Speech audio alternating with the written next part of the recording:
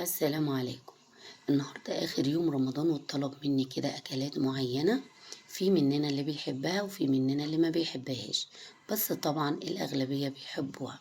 النهاردة هنعملها بطريقة سهلة جدا وجميلة جدا، ومش هتلاقوا فيها ولا زفارة ولا كمان طعم زفارة. هنعمل النهاردة فشة وكرشة وممبار.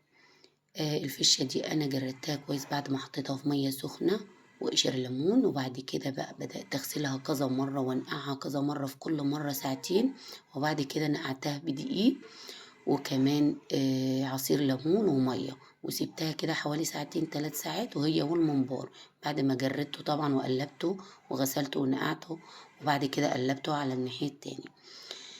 بعد كده بقى سبتهم منقوعين وحطيت حلة مية على النار، وأول ما فارت حطيت فيها بصل وتوم وقشر ليمون وورق لورا وحبهان وقرنفل، وأول ما بدأت تفور نزلت عليها بقى بالفشة والكرشة، وكمان معلقة سكر كده عشان تساعد في السوا.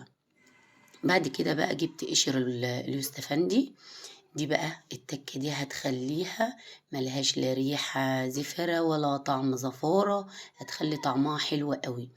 بدأت أضربهم مع شوية مية في الخلاط، وبعد كده حطيتهم على الكرشة والفشة وهما بيفوروا، وسبتهم كده مع بعض على نار متوسطة لحد ما ما يستووا. بعد كده بقى بدأت أقطع الطماطم، وبعدين ضفت لها كده قرن فلفل حامي، وده اختياري، تقدروا تستبدلوه بفلفل رومي، بيدي طعم حلو، وكمان تقدروا تحطوا الاتنين مع بعض. وضفت معلقة صغيرة سكر علشان الحموضة بتاعة الطماطم، وبعدين ضربتهم في الخلاط نعمتهم. حلة بقى على النار ضفت لها معلقتين زبدة على معلقتين زيت ومعلقة كبيرة من التوم المهروس ناعم، ورقتين لورا وحبتين كده دهان وقرن فلفل حامي، وده اختياري. أول ما بدأت تطلع ريحتهم ضفت لهم كده الطماطم ومعلقة من السبع بهارات، سبتهم يتسبكوا. جبت كده بقى خلطة المحشي دي أنا كنت عاملاها على القناة، تقدروا ترجعوا للفيديو وتشوفوها. دي خلطة لكل المحاشي، طعمها حلو قوي.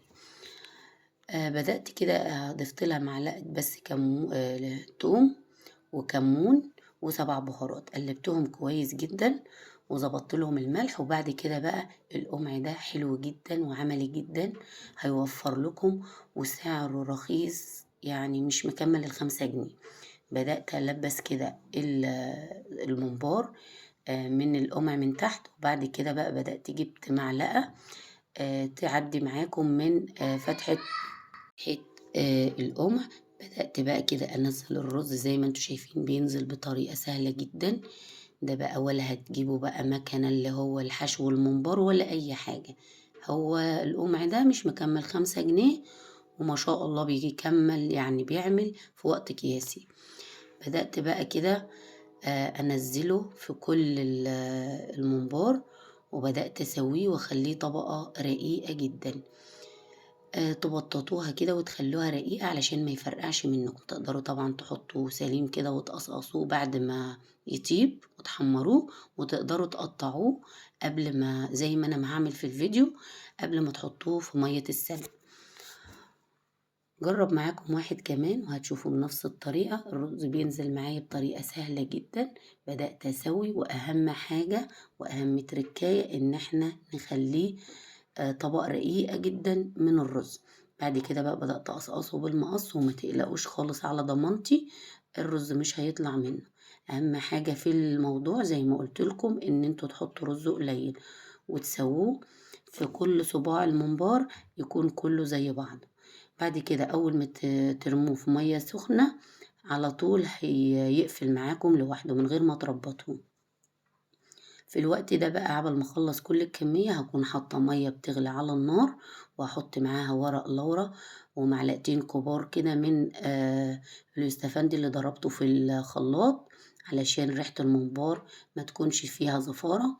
وحطيت كمان بصل ودهان وورق لورا وفصين توم، وبدأت بقى أنزل بالممبار.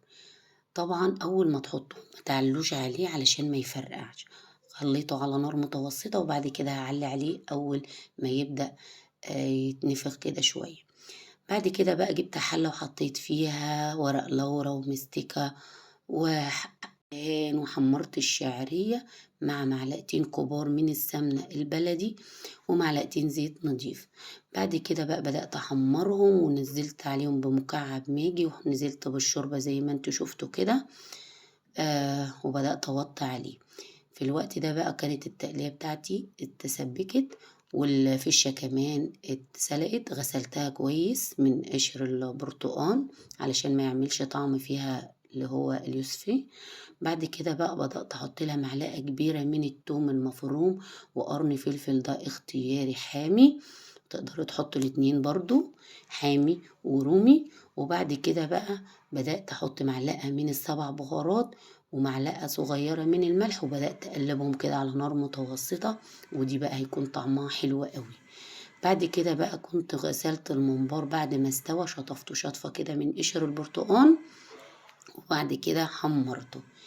في الوقت ده بقى كانت الكرشة بتاعتي استوت، غسلتها كويس وشطفتها كده كذا شطفة من طعم اللي هو اليوستفندي.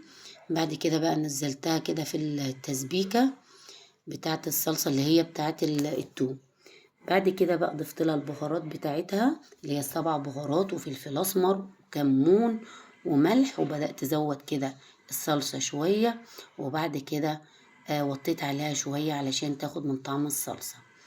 بدأت بقى هنا في حلة تانية أعمل طشة التوم، حطيت معلقة من الزبدة الفلاحي وبعدين حطيت معلقة من الكزبرة ومعلقة من التوم وقلبتهم كويس جدا، وبعدين نزلت عليهم بالشوربة وبعدين الملوخية وقلبتهم لحد ما بدأت هتفور معايا ونزلتها.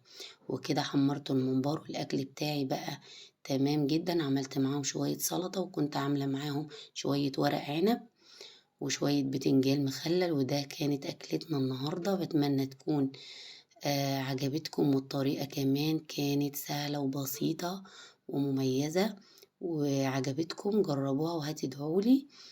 وكل سنة وانتم طيبين بمناسبة ان العيد بكرة. وأي حد ما اشتركش في القناة لو أول مرة يشوفها، بتمنى القناة تعجبه ووصفاتنا تعجبه، وكمان يشترك في القناة. متنسوش تعملوا لايك ومتابعة. السلام عليكم ورحمة الله وبركاته.